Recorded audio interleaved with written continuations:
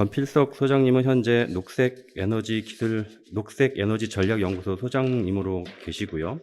그 전에는 고려대학교에서 그린스쿨 연구교수님으로 연구교수님을 역임하셨습니다. 그 권필석 소장님을 모시고 2050년 탄소 중립을 위한 부분별 시나리오 및 탄소 저감 전략에 대해서 들어보도록 하겠습니다. 네, 안녕하세요. 방금 소개받은 녹색에너지전략연구소 권필석입니다.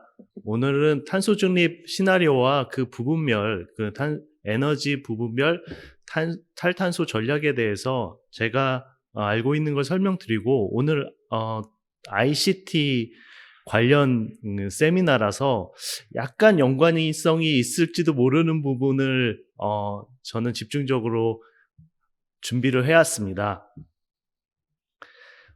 이제 한국의 기후변화 정책은요, 아까 말씀드렸듯이 오늘 지금도 열리고 있는 COP26을 지금 우리나라 대표단이 가서 이야기하고 있는데 굉장히 급격하게 변했습니다. 기후변화 정책이요. 근데 급격하게 변한 이유는 사실은 우리나라가 너무 이제까지 기후변화에 대해서 이 중요한 이슈에 대해서 크게 관여치 않았다는 것이 사실입니다. 먼저 이제 2016년에 국가 NDC 제출을 했습니다. 5억 3,600만 톤. 그래서 BAU 대비 37.4% 감소한다는 목표를 제시했는데 사실 그때 이후에 많은 비난을 받았습니다. 이제 우리나라가 위상이 이제 OECD 중에서도 꽤 잘 사는 나라가 됐는데 아직도 기후변화 이슈에 대해서는 후진국 수준이라서 그래서 2020년 10월에 탄소 중립 선언을 했고요. 근데 그 탄소 중립 선언이 바로 이 NDC 제출, 2020년에 다시 NDC 제출을 할 기간이 왔을 때까지 우리나라가 NDC에 대해서 2030년 어느 정도 줄이겠다는 확답을 준비를 못했습니다. 그래서 5억 3,600만 톤 그대로 가져가는 대신 기준점을 BAU가 아니라 2017년 실적 중심에서 24.4% 감소하겠다라고 얘기했죠. 그러니까 예전에는 BAU 대비 37.4%라고 하면 굉장히 많이 감축한다는 뉘앙스를 주게 되는데 그거 말고 실질적으로 거품을 빼고 2017년 배출 수준의 24.4% 감소한다는 목표를 제시했습니다. 그리고 탄소 중립 선언에 맞춰서 2021년에 탄소 중립 시나리오를 발표를 했고요. 그리고 2021년 11월에 NDC의 상향안을 발표를 했는데 그 안이 저기 앞에 그래프에도 보시지만 4억 3,600만 톤입니다. 이제 2017년 대비 40% 감소한 양을 발표를 했고요. 그 선을 쭉 따라서 가다 보면 맨 끝에 2025년에 우리나라가 탄소 중립, 그러니까 넷제로를 달성하겠다는 목표를 이제 제시했습니다. 먼저 탄소 중립 시나리오를 보면요. 정부안이 두 가지가 나와 있습니다. 뭐 여러 가지 헷갈릴 텐데요. 첫 번째 안하고 두 번째 안하는 거의 비슷한 방식인데 약간의 차이가 있습니다. 먼저 흡수원 밑에 쪽에 테이블 쪽에 밑에 보면 흡수원이 있는데 그 흡수원에 대해서 조금 바라보는 시점이 다른데요. 관점이 다른데요. 밑에 이산화탄소 포집 활용 및 저장, 이걸 CCS, CCUS 이렇게 통칭해서 부르는데 Carbon Capture, Storage and Use or Utilization 이렇게 보이는데 그걸 B안에서는 조금 더 낙관적으로 그 기술이 많이 발달될 거라고 생각해서 더 많이 잡아놨고요. A안에서는 그것보다 적은 숫자를 잡았습니다. 그리고 배출 부분에서 색칠한 부분이 좀 다른 부분인데요. A안 같은 경우는 전력 부분, 그러니까 전환 부분을 전력하고 지역 난방을 합쳐서 전환 부분이라고 하는데 그 부분을 탄소 제로를 A안을 가졌고요. B안은 그쪽에서 천연가스가 조금 아직 필요하다고 가정을 했습니다. 수송 부분에서 조금 차이가 있고요. 나머지 수요 부분은 거의 비슷합니다. 전력 부분을 조금 다시 보면 그 흡수원에서 차이가 나고 그리고 배출원에서 조금 차이가 났기 때문에 두 가지의 전력 발전 믹스가 조금 다릅니다. 맨 왼쪽에 있는 게 2018년 수준이고요. 2050년 수준의 A안, B안 두 가지가 있는데 2050년에 A안은 8억 아니 890테라와트 정도가 재생에너지로 생산이 돼야 됩니다. 그리고 두 번째로 B안 같은 경우는 736테라와트가 필요하고요. B안 같은 경우에는 지금 아직 예전부터 좀 나왔던 얘기인데 동북아 그리드가 이제 우리가 러시아에서 전력을 조금 받는다 이런 얘기도 있고, 그리고 조금 다른 얘기가 연료전지에 대한 이야기가 B안에 조금 더 많고요. 그리고 천연가스 발전을 조금 사용하겠다는 게 B안에 있습니다.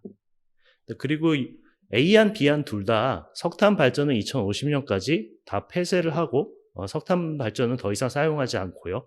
원자력 발전은 원전 정책에 따라 그 규모를 줄여간다고 나와 있습니다. 그리고 우리나라는 다른 나라랑 조금 다른 것이 산업 부분의 탄소 배출량이 굉장히 많습니다. 우리나라는 산업 부분에 많은 이유가 수출을 많이 제조업이 수출을 많이 하는 이유도 있고 여러 가지 이유가 있겠습니다만, 지금 산업 부분 탄소의 배출량이 전환 부분에 이어서 두 번째로 나와 있는데요. 2018년에 2억 6천만 톤, 거의 전환 부분보다 더 많이 배출하고 있는데 2050년 탄소 중립 시나리오에서는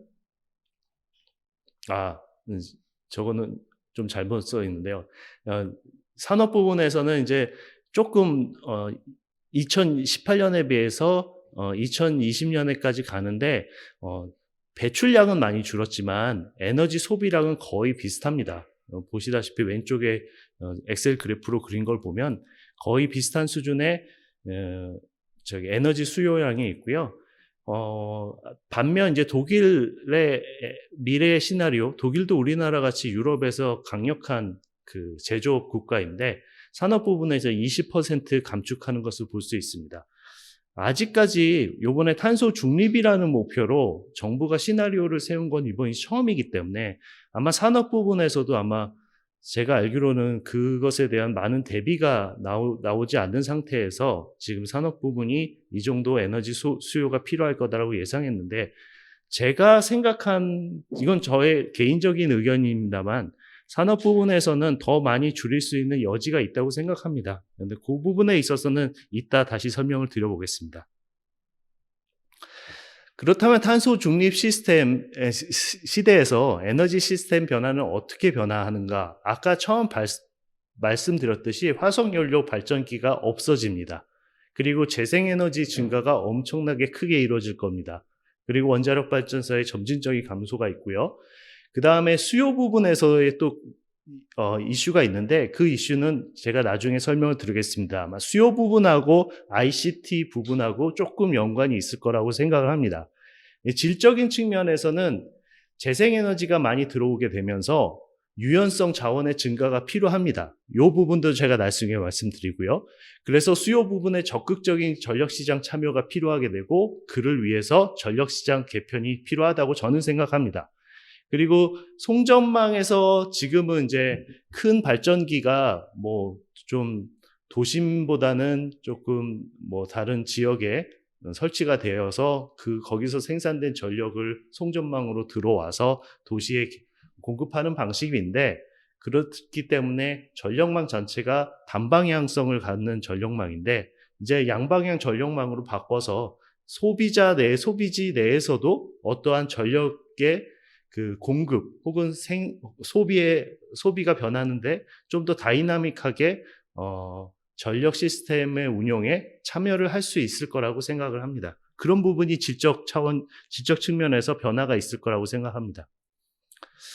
네, 재생에너지가 는다는 의미는 어떤 의미냐면, 저 밑에 좀 그림을 그려놨는데요. 이 결과는 탄소 중립 시나리오의 결과가 아니라 저희 연구소에서 시뮬레이션 한 결과입니다. 그래서 맨 밑에 2025년 정도를 보시면 빨강색으로 나와 있는 게 태양광, 그 뽕긋뽕긋 튀어나온 게 태양광이고요. 저 선으로 나와 있는 게 전력 수요입니다.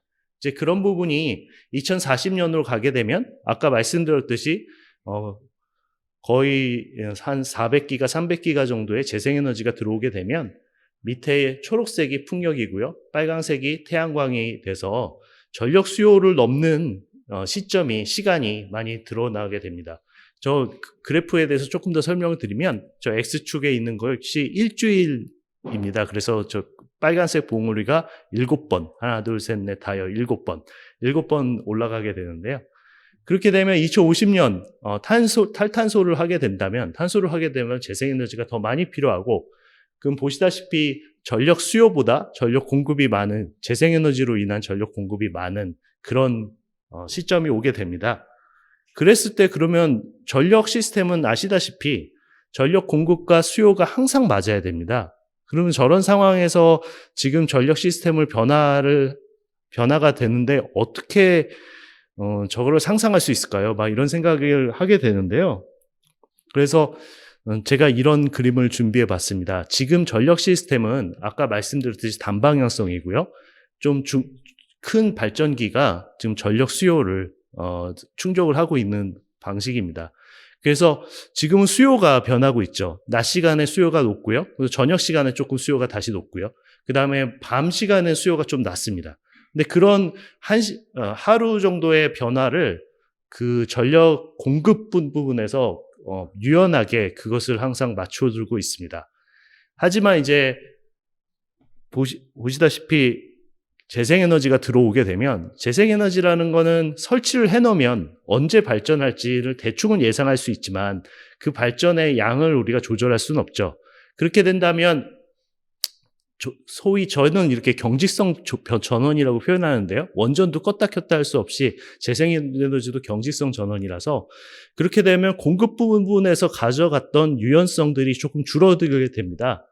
그래서 그 수요 쪽에서 그것을 제대로 처리를 해주지 않는다면 수요와 공급의 균형이 깨지는 부분이 나오게 되는데, 그러면 아까 저기 오른쪽에 있는 것처럼 시소에 있는 것처럼 공급 부분의 경직성 전원이 크게 늘어나니까 저 부분을 어떻게 해결하지 못하면 출력 제한이 일어나게 됩니다. 그래서 그 부분을 해결하기 위해서는 어떤 게 필요하냐면 수요 부분에 굉장히 많은 변화가 필요합니다. 수요 부분에서 우리가 쉽게 생각하면 배터리를 설치를 할 수가 있고요. 그러면 수요 부분에서 어떤 에너지 저장 장치를 또 넣을 수가 있고, 요즘 많이 확대되고 있는 전기 자동차도 일종의 커다란 배터리가 전력 시스템에 연결된다고 생각한다면 그 부분도 수요 부분에서 우리가 유연성을 가져갈 수 있습니다. 그 밖에 버추얼 파워 플랜트라든지 파워 투 힛이라든지 또 요즘 많이 얘기되고 있는 수소 에너지 시스템이라든지 그런 시스템들이 사실은 재생에너지의 경직성을 완화시키기 위해서 수요 부분에서 변화를 일으키는데 새로운 어떤 기술 체계가 그렇게 표현되는 것입니다. 그래서 제가 오른쪽 하단에 그 시소, 밸런스로 표현한 것처럼 미래로 가면 경직성 전원이 굉장히 커지고요. 그 다음에 그 경직성 전원을 해결하기 위해서 수요 부분에서 유연성 수요가 굉장히 많이 들어오게 됩니다. 근데 이 수요라는 거는 소비자의 행동 양식을 좀 고려를 해야 돼요. 그러니까 그렇다고 행동 양식을 막 헤쳐가면서 언제는 이제 태양광이 많이 떠서 태양광에서 전력이 많이 나오니까 그때 빨리 전력을 수요자한테 써라, 소비자한테 써라 이렇게 강요는 할 수 없는 거지 않습니까? 근데 그런 부분에 있어서 사실 데이터가 많이 필요하고 그런 부분에 있어서 수요자의 예측이 많이 필요하고 그런 부분에 있어서 수요자가 행동할 수 있는 어떤 인센티브, 전력 시장에서 인센티브를 주는 것이 필요한데 그런 부분에서 ICT 기술이 굉장히 많이 필요하지 않을까 이런 생각을 하게 됩니다. 이제 요 페이지는 저희 연구소에서 만든 그 모델에서 나온 겁니다. 2050년 어떤 일주일을 시뮬레이션 해본 건데요. 이제 저쪽에서 공급 측면이 왼쪽에 있고요. 수요 측면이 오른쪽에 있습니다. 그러니까 그리고 이거는 일주일씩을 샘플링 했고요. 168시간을. 아닙니다. 이건 3일입니다. 죄송합니다. 이거는 좀 자세히 보려고 3일만 잘랐습니다. 그러다 보면 위측에 있는 공급 측면, 수요 측면 얘기는 여름에 대한 얘기고요. 밑에 공급 측면, 수요 측면은 겨울에 대한 얘기입니다. 공급 측면에서는 보시다시피 회색으로 나와 있는 게 이제 태양광인데 우리나라는 태양광이 더 많이 설치될 예정입니다. 왜냐하면 태양광이 조금 더 풍력보다는 우리나라가 기후를 봤을 때 설치 조건이 좋습니다. 그래서 태양광이 이렇게 많아질 경우에는 항상 전력 공급이 전력 수요보다 많아지게 됩니다. 그럴 때 수요 측면에서는 조금 하늘색으로 돼 있는 게 전기 자동차고요. 그 다음에 주황색이 아마 배터리고 초록색이 수소를 만드는 일렉트로라이저입니다. 이제 그런 부분으로서 수요가 유연하게 반응하면서 전력 공급에서 나오는 과공급된 전력을 이렇게 다시 다른 에너지원으로 바꾸게 됩니다. 겨울 쪽은 조금 다르죠. 겨울 쪽은 밑에 보시면은 CHP가 공급 쪽에서 이제 CHP 같은 것도 돌고요. 여기서 CHP는 수소 터빈을 이용한 CHP입니다. 화석 연료를 이용한 것이 아니고요. 그 다음에 이제 오른쪽에 보면 여기에 아주 짙은 파란색으로 나와 있는 게 파워 투 힛이라고 나와 있는데 아무래도 열 수요가 많으니까 그 전력을 열로 바꿨다가 열을 저장하는 편이 훨씬 배터리보다 훨씬 싸거든요. 저희가 모델에서 그렇게 가격을 넣었을 때도 열 저장소가 배터리 저장보다 훨씬 싸니까 그런 식으로 많이 저장을 하게 돼서 아무래도 열 수요가 많은 겨울철에는 파워 투 힛이 더 많이 작동을 하는 것을 볼 수 있습니다. 네, 그래서 이런 이야기를 전력 부분과 열 부분, 그리고 전력 부분과 수송 부분 이렇게 연계되어 있는 거를 요즘 많이 나오는 이야기로 섹터 커플링이라는 얘기를 합니다. 그러니까 부문별 연계라고 하는데 이 부분에 있어서는 저는 제가 보는 섹터 커플링을 두 가지로 비교를 한다고 하면 전기화와 간접 전기화라고 볼 수 있습니다. 그러니까 제가 말씀드린 전력화는 많은 부분이 재생에너지의 전력을 쓰게 되는데 전기화와 간접 전기화를 굳이 비교한다면 전기화는 직접 전력을 열이나 수송으로 바꿔서 바로 쓰는 거를 전기화, 조금 다이렉트 일렉트리피케이션이라고 얘기를 하고 간접 전기화는 그것보다 조금 더 한 번 더 매체를 겪어가는 배터리를 이용한다든지 아니면 재생에너지 전력을 수소로 바꿨다가 다시 그 수소를 사용하는 부분에 있어서 간접 전기화라고 생각을 합니다. 근데 수소 같은 경우에는 굉장히 유용하죠. 그렇지만 이제 수소는 좋은 점이 이런 거라고 생각합니다. 지금까지 우리가 화석연료를 사용하는 방식과 거의 비슷한 방식으로 사용합니다. 수소를 공급을 하게 되면 그 수소를 또 이렇게 연료전지나 또 수소를 이용하는 어떤 어플리케이션이라고 해서 우리가 에너지를 사용할 수 있습니다. 그거는 화석연료랑 굉장히 가깝기 때문에 기존의 유통 방식하고 거의 비슷하지만 재생에너지 전력에서 수소로 바꿨다가 다시 수소를 전력으로 바꾸던 이런 과정에서 시스템에서 일어나는 효율 하락이 굉장히 많이 들어가게 됩니다. 그 부분을 보여주는 그래프가 바로 여기 있다고 생각을 합니다. 처음에 왼쪽의 그래프는 그 전기차와 수소차를 비교한 거고요. 보시다시피 전기차는 100% 재생에너지가 100이 들어갔을 때 한 70% 정도의 에너지를 자동차의 기계 에너지로 바꿀 수 있는데 퓨얼셀 전기 자동차 같은 경우에는 그 부분이 굉장히 20몇 %밖에 직접 구동에 쓰이는 에너지가 사용되지 않습니다.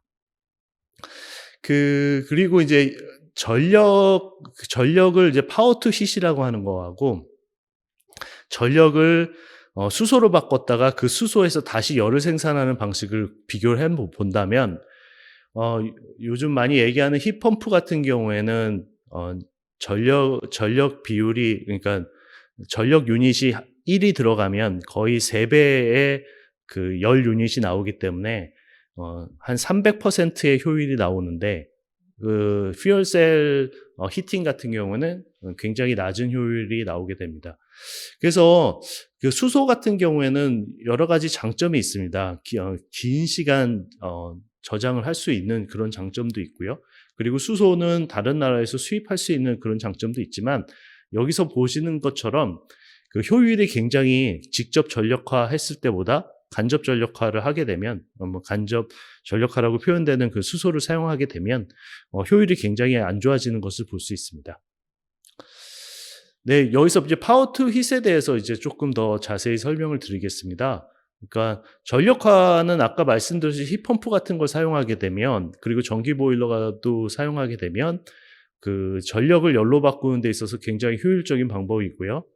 그리고 그런 부분을 설치를 우리나라 같은 경우에는 사실 지역 난방 시스템을 많이 도입하는 것도 한 가지 방법이라고 생각합니다. 왜냐하면 왼쪽 밑에 그래프를 보면 각 도시에 비해서 우리나라가 훨씬 더 인구 밀도가 훨씬 높습니다. 그리고 이게 우리가 사는 방식도 보면 굉장히 좁은 공간에 아파트를 올려서 높게, 그리고 아주 덴스하게 밀도 있게 살고 있는 걸 볼 수 있습니다.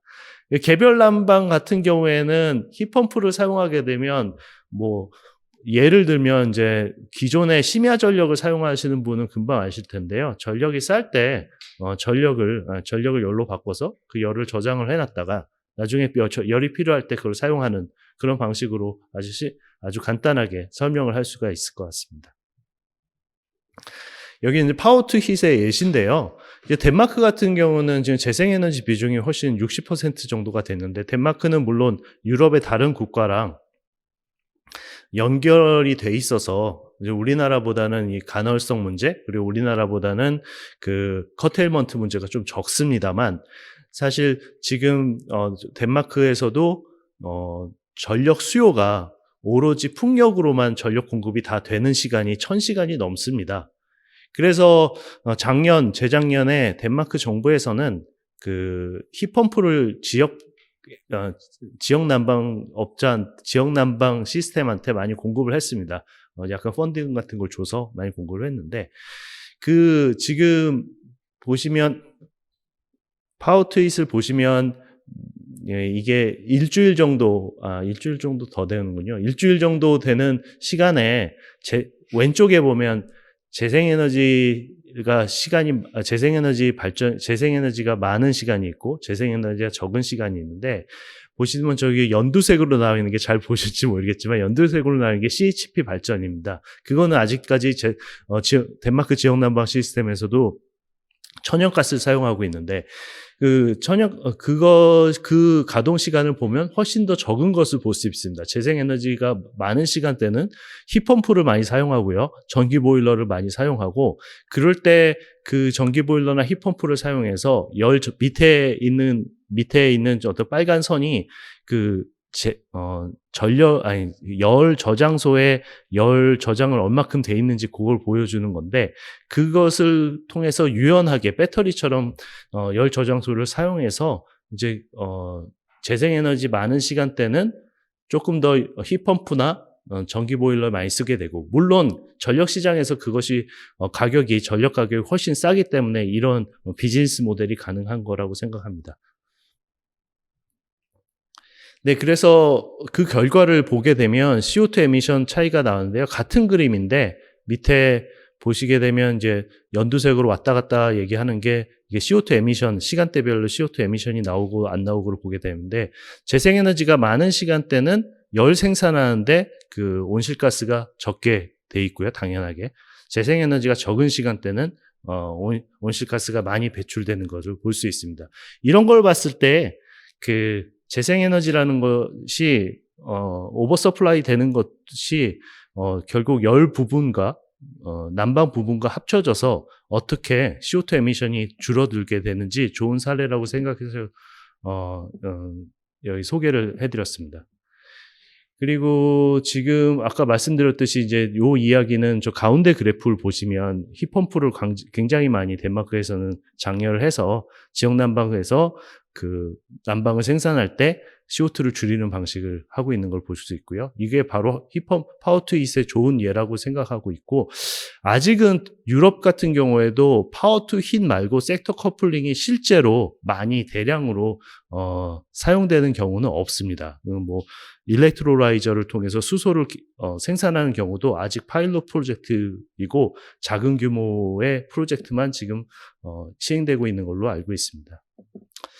이건 전기 자동차 같은 경우는 이제 직관적으로 아실 겁니다. 우리가 자동차를 사용하는 시간을 살펴보면 24시간에서 2시간 이하 운전을 하게 됩니다. 그래서 대부분의 시간을 주차를 하게 되는데요. 전기 자동차 같은 경우는 굉장히 큰 배터리를 사용하게 되죠. 그 배터리가 전력망에 연계가 돼 있다고 한다면 오른쪽에서 재생에너지가 많아졌을 때 그 배터리에서 그 유연성을 좀 가져올 수 있지 않을까, 이런 간단한 생각을 하게 됐고요. 그런 개념으로 미래는 이제 파워 투 모빌리티라는 그런 것도 많이 필요하게 되는데, 이런 부분에서 사실 데이터, 소비자가 어떻게 행동할 것인가 예상하는 데이터가 굉장히 중요하고요. 어떤 이런 비즈니스 모델을 하는 데 있어서. 그리고 사람들이 이제 그것을 충분히 이해하고 이렇게 하면 전력 가격이 쌀 때 내가 충전을 하면은 훨씬 더 경제적이겠구나라고 생각할 수 있는 사람들의 어떤 사고방식의 변화도 필요하다고 생각합니다. 보시다시피 그렇게 되면 고속 충전소도 굉장히 중요하지만 충전소를 굉장히 많이 설치하는 것이 중요합니다. 그래서 어디 가나 주차할 때마다 전력망하고 연계할 수 있게 이렇게 주차장마다 충전소를 많이 설치하는 게 꽤 많이 중요하다고 생각합니다. 특히 우리나라 같은 경우는 낮 시간대에 저희 재생에너지가 많이 들어오기 때문에 낮에 어디서 충전을 하는지, 자동차가 돌아다니다가 낮에 언제 충전을 하는지가 가장 중요하다고 생각합니다. 한국 이제 산업 부분인데요. 아까 보셨듯이 우리나라는 산업 부분에 지금 에너지 소비가 엄청나게 큽니다. 다른 나라에 비해서 되게 특이할 정도로 큰 상황을 보이고 있는데요. 산업 부분의 이제 탈탄소 전략은 사실은 굉장히 지금 우리나라에서는 아직 연구하기가 쉽지 않은 부분인데요. 왜냐하면 지금 우리나라 통계가 많이 나와 있지 않고요. 그리고 각 산업마다 에너지를 사용하거나 원료를 사용하는 패턴이 다 다르기 때문에, 그럼에도 불구하고 저희가 연구한 부분은 연료 및 원료 사용으로 구분하여 접근하였고, 그리고 원료를 어떻게 탈탄소할지에 대해서도 저희가 조금 연구를 해서 보여드리면요. 그 연료의 탈탄소화를 이제 여기 보시면은 저희 철강에서 어떻게 사용되고 있는지, 그리고 연료 소비의 탈탄소화에서 가장 중요한 부분 중에 하나가, 우리나라가 통계가 없는 부분이 산업 부분에서 열을 어떻게 사용하는지 모릅니다. 산업 부분은 상당히 고온이 있는데요. 예를 들면 1000도 넘는 스팀 같은 것을 사용한 다음에 그것을 회수한 열을 다시 난방으로 사용하기에는 너무 높은 온도, 그러니까 그렇게 높은 온도가 되는데, 사실 그런 산업단지나 혹은 이렇게 에너지 시스템, 산업이 이렇게 몰려있는 부분에 있어서는 열을 계속 재사용함으로써 상당히,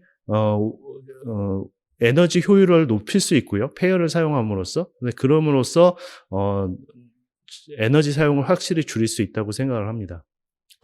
그리고 원료 사용의 탈탄소화는 지금 석탄 같은 경우에는 철강하고 시멘트에서 많이 사용하게 되는데요. 철강 같은 경우에는 사실 리사이클을 지금 우리가 고철을 다시 철로 만드는 부분도 필요하고, 그리고 코르크를 이용해서 산화철을 빼는 거를 직접, 그러니까 수소 환원철을 사용해서 하는 방법이 필요하고요.